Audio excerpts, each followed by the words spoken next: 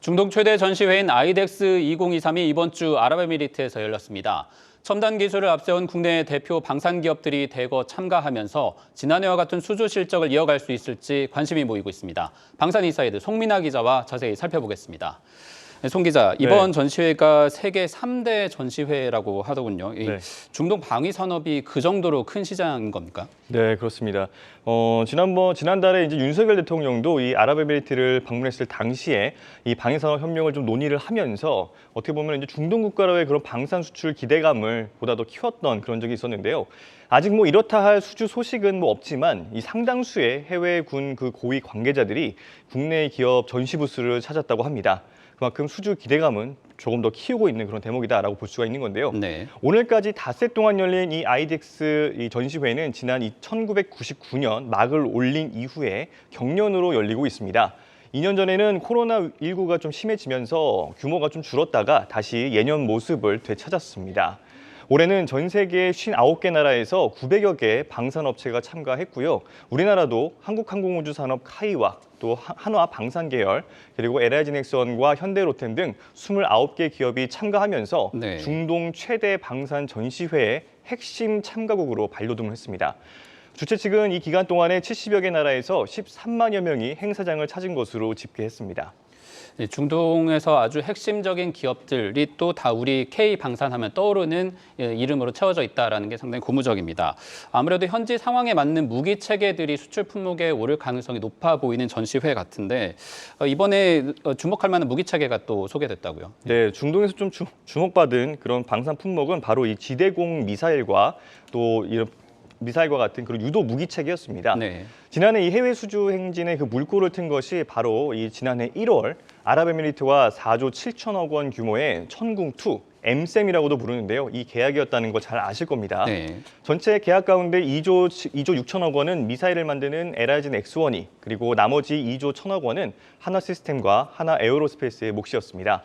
지난해에는 사우디에서 개최된 방산 전시회였습니다. 사우디에서 이 아랍에미리트와의 빅딜을 이끈 바가 있는 이들 기업들은 올해는 이 아랍에미리트 전시회에 대형 부스를 만들고 현장을 찾은 인근 중동 국가에 천궁2를 적극적으로 알렸습니다.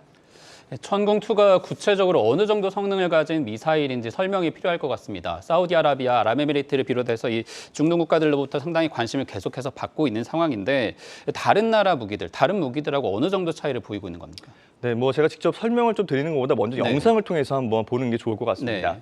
자, 영상을 한번 보시면은 강력한 그런 추진력과 함께 이 지상에서 튀어오르는 미사일이 이 부분을 바로 콜드 론치라고 부르는데요.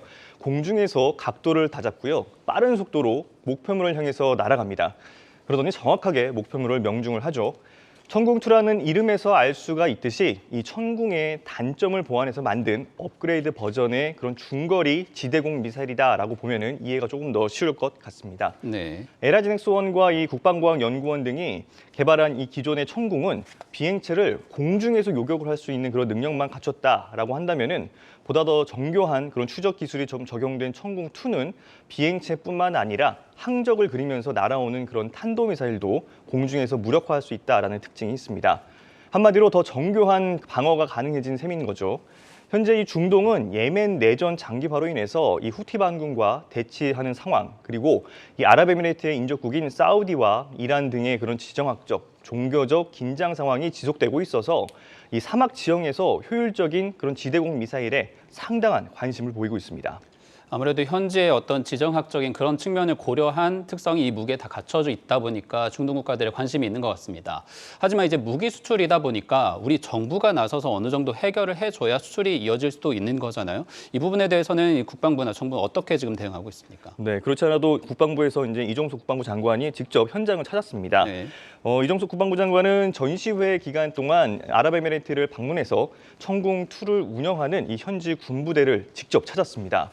업계를 좀 취재해보니까 이런 행보가 K방산에 대한 중동 국가들의 신뢰를 높이는데 상당한 효과가 있다라고 말을 하고 있습니다. 그래서일까요? 이 무함마드 나하얀 이 아랍에미레이트 대통령도 직접 한화 방산 3사 통합 부스를 깜짝 방문해서 전시된 유도 무기 체계를 둘러봤는데요. 특히 현재 우리나라가 개발 중인 장거리 지대공 미사일입니다. 중거리가 아니라 장거리 지대공 미사일인 LSAM에 상당한 관심을 보이는 것으로 전해졌습니다. 네.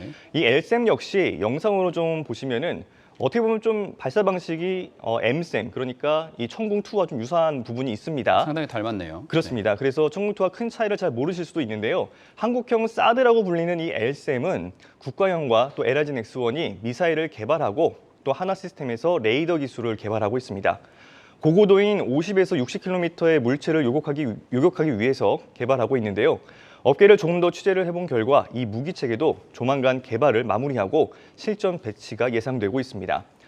과거 천궁2가 이러한 과정을 거쳐서 대규모 수주를 이끌어냈던 점을 비춰볼 때 LSAM 역시 국가 수장의 관심이 결국에는 수주로 이어질 수 있을지 이런 부분에도 기대감을 좀 더 키우고 있는 상황입니다. 네, 잘 들었습니다. 산업부 송민아 기자였습니다.